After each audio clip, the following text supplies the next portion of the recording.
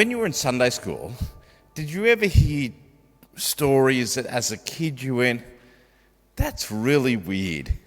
Really weird. Like, we teach really weird stuff at Sunday school. So if I rattle off some stories, who can remember these from Sunday school? The Tower of Babel. Anyone? Show of hands. Abraham and Lot. And Lot's wife. Did anyone learn about Lot's wife at Sunday school? Yeah, that's a weird one. The sacrifice of Isaac. Yeah. Joseph being sold as a slave by his brothers. The golden calf, where they bow down and worship this calf made of the gold from their earrings. Yeah, yeah. Balaam and his donkey. Anyone get that one? No. Look it up. The donkey speaks. Yeah. What about Joshua and Rahab the prostitute? I got taught that one in Sunday school. Why do we teach these stories to our kids? Seriously, they are not simple stories at all. They often contain weird stuff, complex stuff, messy stuff. One might even begin to argue, why do we even have these stories in the Bible? But that's the thing about the Bible. The Bible isn't this nice, clean, simple book, but rather it's a history of a group of people. And then as we move into the New Testament, it's the story of the followers of Jesus. And both of those are complex, messy stories. And so we have these stories that we try and simplify in Sunday school, but are actually quite messy and complex. And what I want to do is I want to look at one of these tonight, and I'm going to do another one in 2 weeks' time. And if I do get a third go at this, I've got a third one up my sleeve as well. Which stories that you will know because we're all taught them in Sunday school. But we're going to dig below it and try and go, and what does this mean? You know, what does this really mean? The sort of questions you don't talk about in Sunday school. So the first one I'm going to be looking at is the story of Gideon. Gideon. And if you don't know the story of Gideon, does everybody know the story of Gideon? Some people are not sure. I've got a Veggie Tales version of the Gideon story just to catch you up so that you know what's going on. So are you ready for this? Here is the story of Gideon.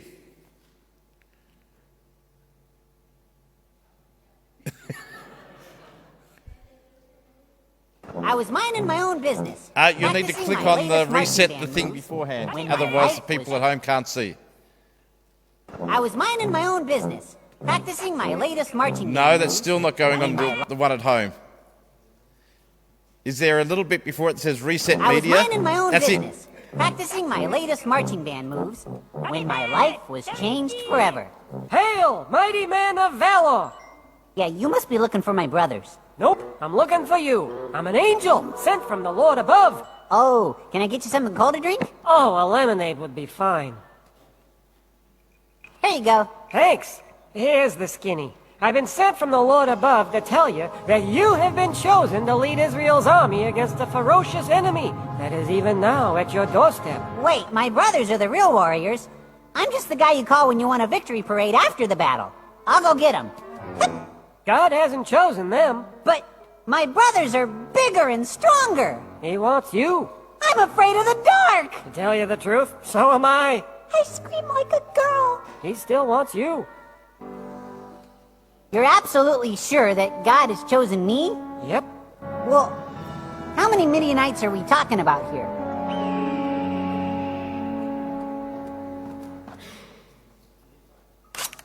Take a gander.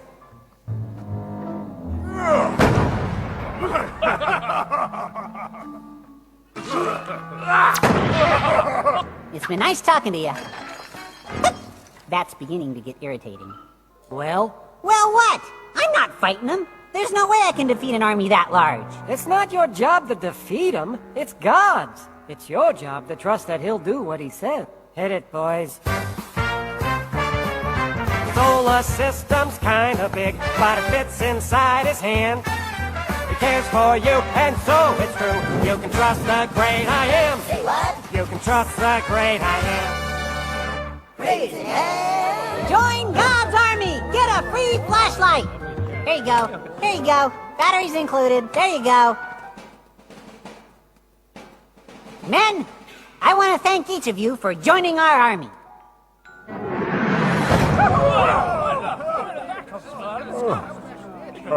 A little help, please?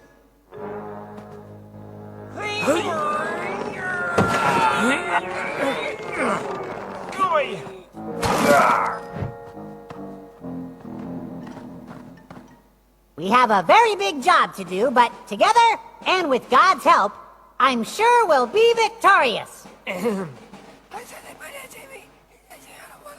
You've got to be kidding. All right, here's the thing. Evidently, there's too many of us. So, whoever doesn't want to be here can go home. Here we go! I got home! Here's my flashlight, I get to keep it! All right, then. We're now a smaller but still mighty crew. And I'm sure that with God's help, we'll be... What? You gotta be kidding me. All right. Everyone take 5 and have a slushie. How's drinking a slushie gonna show us who should or shouldn't be in God's army? Brain freeze! Ow! Ow! Oh, okay, I get it. All right, men. Tonight, we go to battle. We will defeat the Midianites with our horns and flashlights. Did you ever have a hard time trusting God? You know what I think? I think you're doing great. Trust him, Gideon. He'll never let you down. Men, this is it. The Lord has delivered the enemy into our hands. He will do the work. All we have to do is trust him that he'll do what he says. Are you with me? Yes, sir! I want 3 groups around the rim of the valley. Wait for my signal.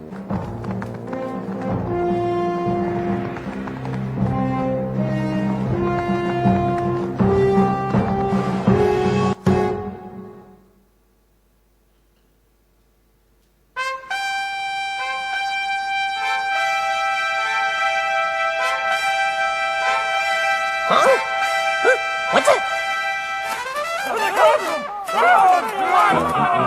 We're under attack!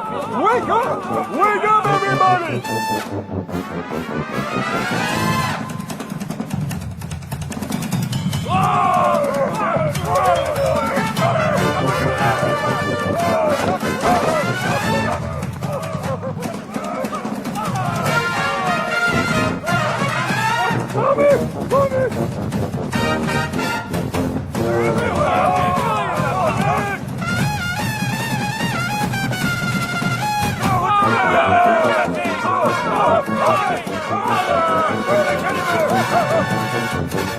Hey, looks like a big premiere.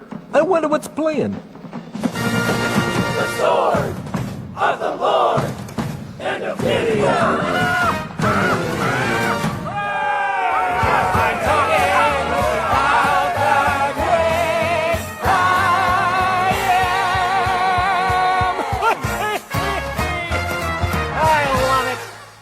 Did I make my point? Raising hell.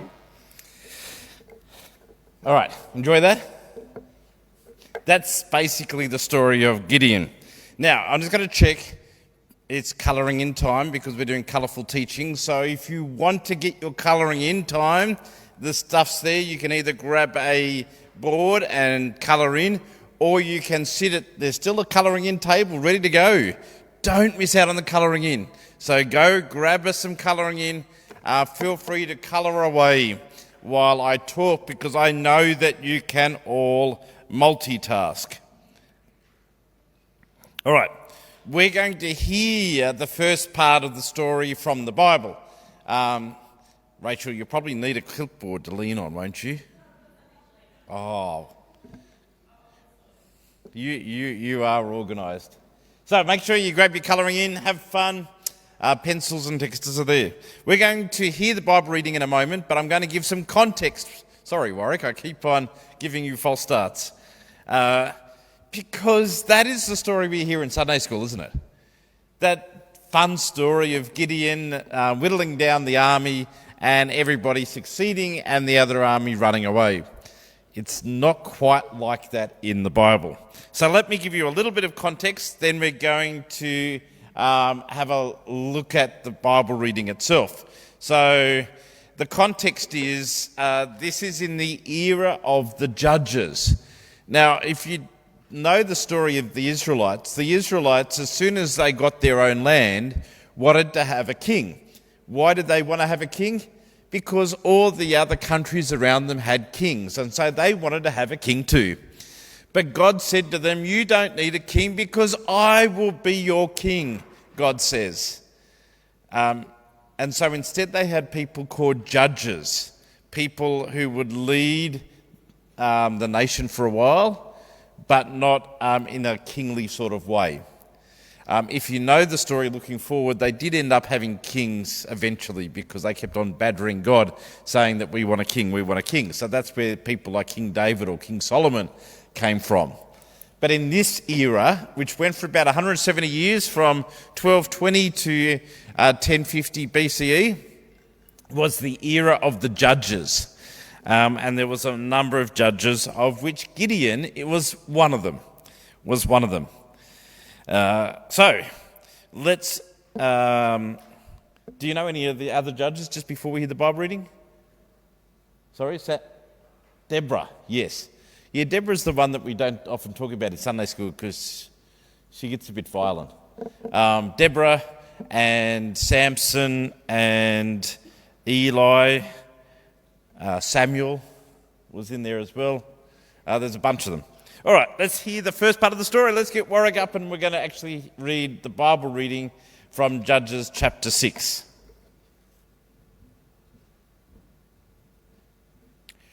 Good evening. Actually, I have some good news, if I can announce that. I had my first jab yesterday, so I'm halfway there.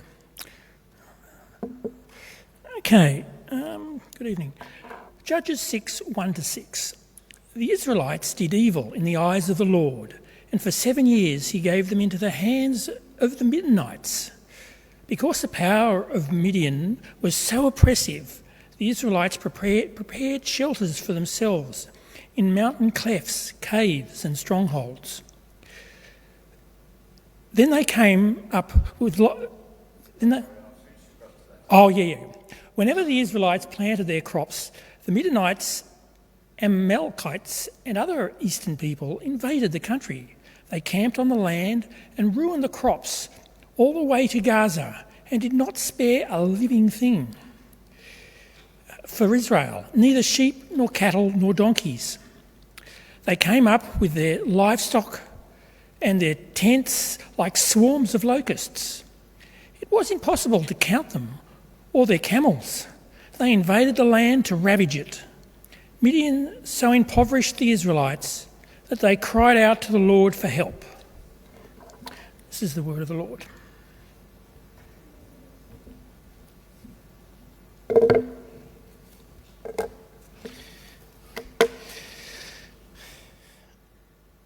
Okay, so you got the message so far that these people, the Israelites, are being so hassled by the Midianites that they're hiding in caves. And actually, when we find Gideon, he's actually hiding in a wine press, not pressing grapes for wine, but rather trying to make some flour out of wheat. But he's hiding in a wine press because he doesn't want to be found out and for the Midianites to come and steal the wheat that he's trying to crush. And so, you just get this picture that everybody is just downtrodden, depressed, going no good at all. And so they cry out to God for help. And God responds by sending an angel to Gideon. And as you heard in the story, he says, "The Lord is with you, mighty warrior," which is a bit of an irony considering he's hiding in a wine press because he's so scared. But he calls him a mighty warrior. And Gideon quite rightly says back, "Pardon me, but I think you might have got the wrong person." Well, that's what he said in the Veggie Tales one, but in the Bible, Gideon doesn't quite say that. This is what Gideon says in the Bible. Pardon me, my Lord, but if the Lord is with us, why has all this happened to us? Where are all his wonders that his ancestors told us about when they said, did not the Lord bring us out of Egypt? But now the Lord has abandoned us and given us over to the hand of the Midianites. We don't really mention that at Sunday school, do we? Gideon asks a really good question. Here's an angel turning up and says, the Lord is with you. And Gideon basically says, well, if he is with us, why is all this happening? Why are we stuck in caves and hiding in wine presses? Why? If the Lord is with us, it doesn't seem that he's with us. The interesting part about the Old Testament, there's a common theme that runs through it about remembering. It was a big thing in the Israelites. You remembered what the Lord did. And Gideon does remember. He remembers what they used to say about the Israelites being brought out of Egypt and how God saved them from the slavery in Egypt.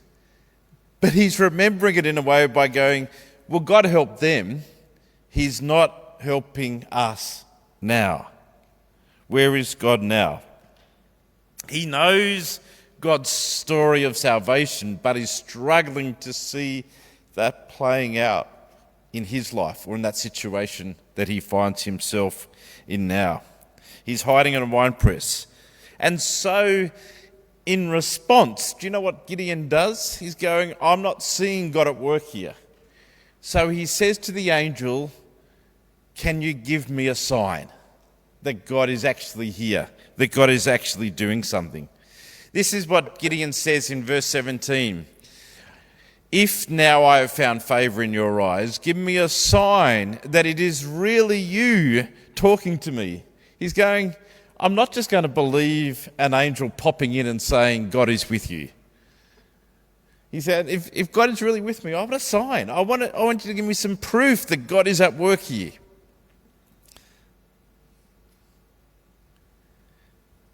That the grand story of God's salvation is still true. Have you felt like Gideon? When somebody says, it's all right, God's on your side, or things will be okay, just trust in God, we'll get through. And you want to say back, yeah, right, unless I get some evidence of that, I'm struggling to see that God is on my side, or I'm struggling to see that things are going to work out. I need some evidence, I need some proof that this is happening. Gideon actually reminds me of a bunch of heroes in the Old Testament who questioned when an angel turned up. Remember Moses in the burning bush? His response was, I think you got the wrong person. This is not going to work. And so Gideon says, all right, give me a test. I'll put the Lord to the test. Give me a sign. It's actually the first of 3 signs that Gideon asked for. Do you know what the signs are? How good is your Sunday school? He literally puts out a fleece, doesn't he? So the wool, do you know this story? Puts out the wool and says, God, I want you to keep the wool dry and everything else wet. In the morning, the dew. And the next time he says, I want you to keep everything else dry but the wool wet. But the first of the signs is actually something to do with the barbecue. He wants God to, I think it's setting a lot of a sacrifice or something like that. I'm trying to remember myself. But there's 3 signs that he asks, basically saying, God, prove to me that you are on my side. Of which God seems to have no problems with that at all. When Gideon says, I need some proof, God provides it for him. Then God asks Gideon to destroy a couple of idols and to build an altar in their place. But Gideon, being the brave person he is, sneaks out at night time and destroys the idols under cover of night and puts up the altar to God instead. But apparently they had a version of CSI back then, which they could work out that it was Gideon who did that. And so all the people came around to Gideon and said, look, you must be the one who's going to defeat the Midianites if you're doing this. Which brings us to the next part of the story, which was in the video that we watched, when Gideon builds his army. in Judges chapter 7. And God says to Gideon, "You have too many men. I cannot deliver Midianite into their hands, or Israel will boast against me, saying that their own strength saved them, not God's." So Gideon's original army was 30,000 men. He whittled it down to 300 men. And I think they were going up against something like 100,000 men, the Bible implies. But that was that idea. God's saying, I want you to understand that it's me who saves you, not your strength. So that's why I need a little army. And then you see a series of amazing... they have that plan of breaking the jar clay pots, holding up the torch and blowing their trumpets, and the Midianites in the middle of the night got scared, just like the video, and they didn't quite run away. Some of them run away, but some of them killed each other. We don't often talk about that in Sunday school either. And then it says things like, when you blow your trumpet, did you hear what they yelled out? They said, when you blow out the trumpet, call out for the Lord and for Gideon, and that's what they did. So after all this amazing signs of God's power and ability to save, what did the Israelites do next in the story? This is the part that we don't go on and talk about. Did they have a time of worship? Did they praise God and give thanks to God for the great victory? No. In chapter 8:22, we read that the Israelites said to Gideon, "Rule over us, you, your sons and your grandsons, because you have saved us from the hands of Midian." Can you see what's just happened here? God just saved them and said, I only want you to have 300 men so you don't think that you did it. And immediately afterwards, what do the people go? Gideon, you saved us, therefore we want you to be our king. The exact thing that God's saying, I don't want you to have a king because I'm your king. What happened? What happened to God being their ruler? What happened? It's almost like things are starting to get way off track.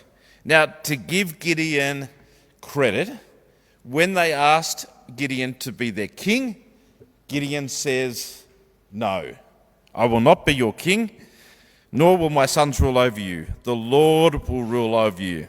So Gideon says that he won't be king in verse 23.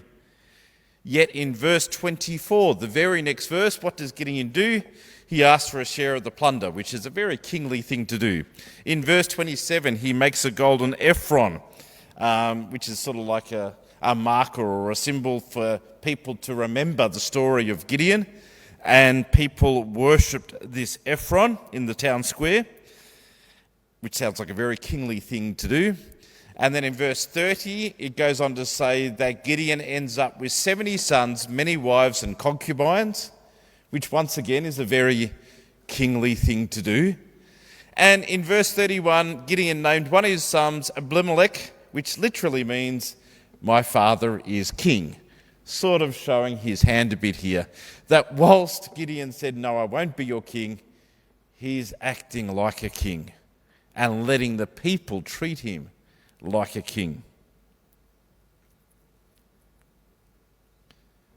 I thought Gideon was supposed to be one of the Old Testament heroes. What happened here? How did he get off track? Gideon is listed in the Hebrews 11 lists of the heroes, and yet we don't go on and tell this part of the story. It's not a simple story, and it raises a lot of questions. It is messy what happens with Gideon. And I want us just to pick up on two things while you're colouring in. And I'm going to see if I can get a little bit of feedback, but hey, it is the long weekend, so maybe I won't be able to, but we'll see how we go. The first part of the story, which is difficult, is this idea of asking God for a sign. Gideon does it 3 times, saying, God, if this is true, prove it to me. Show me a sign to prove that this is correct. Is it okay to ask God for a sign? Does anybody want to give an immediate answer before I give you a bit more information? What do you think? Is it okay to ask God for signs? Yes? Yes? In between? You're going to ask for a sign, not sure if you're going to get one? It's a bit tricky because if you look at the biblical narrative, asking for signs generally is frowned upon when they talk about it. Like Jesus says in Luke chapter 4, do not put the Lord your God to the test. In Matthew, when people came up to Jesus and said, give us a sign that you're on the Messiah, he calls them a wicked, adulterous generation for asking for a sign. And even Jesus, after the resurrection, had a go at Thomas because Thomas asked for proof and said, blessed are those who have seen me. Because you have seen me, you believe, but blessed are those who have not seen me yet believed.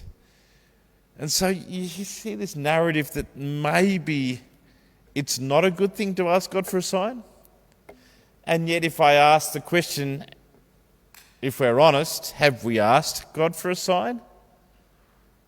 Have we done that before? I have.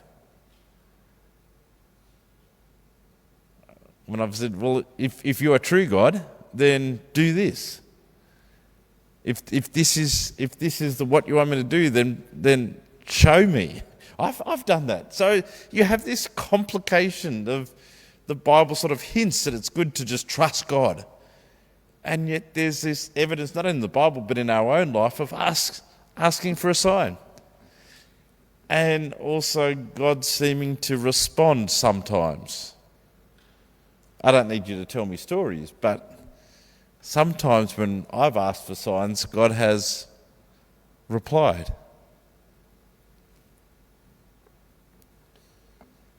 Not all the time, but sometimes.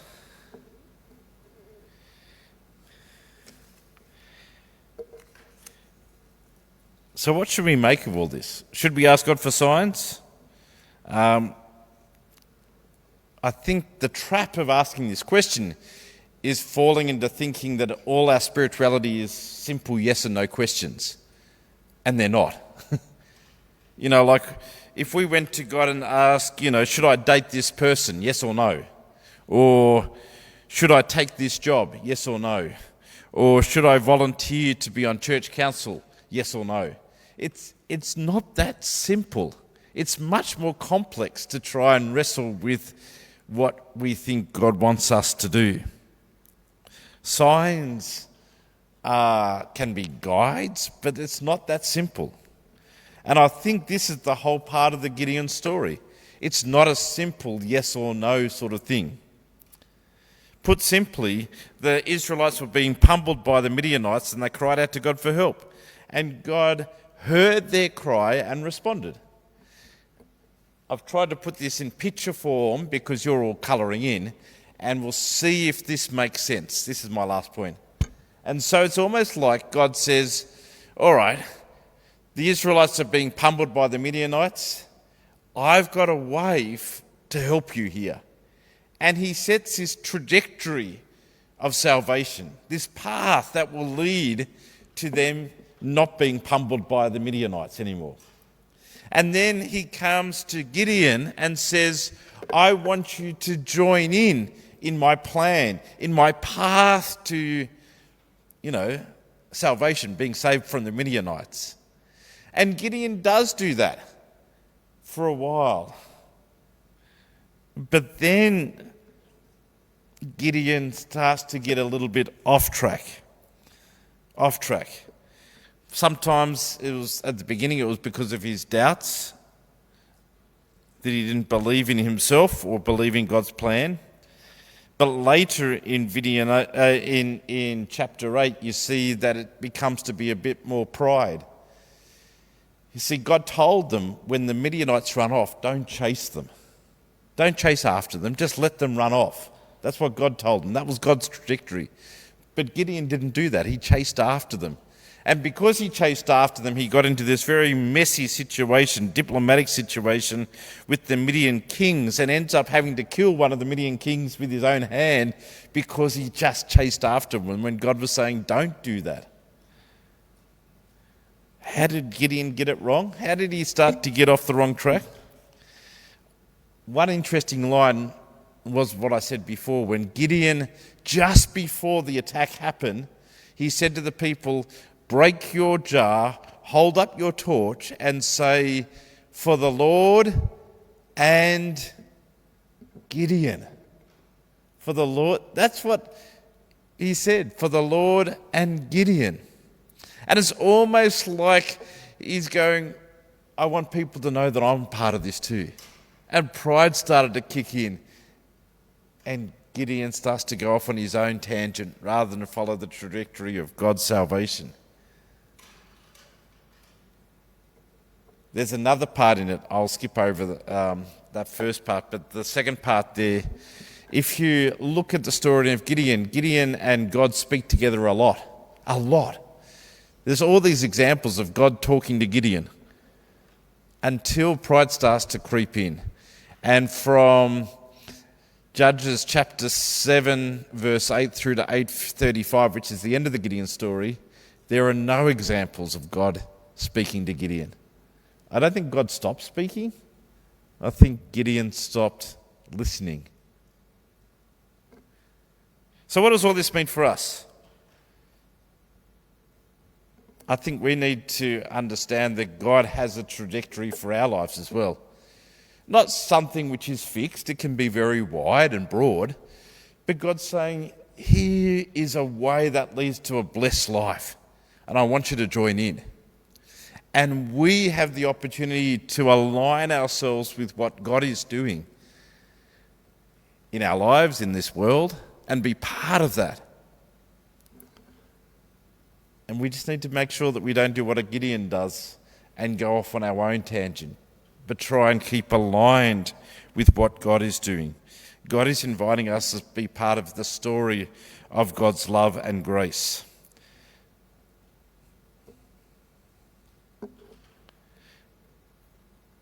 At the end of each of these stories that I'm going to be doing, I'm going to ask two questions. What was new about the story? And how does this make you want to live differently? You can either talk to the people around it or just spend a moment reflecting upon those questions. Was there anything in the story of Gideon that you did not know that I've talked about? And how does this story want to make you live differently? We're going to think about those two questions as I call upon Rachel to come up and to lead us in a creative time of reflection and prayer. But I'll let Rachel explain what she's going to do. But as she's coming up, think about those two questions. What was new about the story, and what does this story want to make you live differently?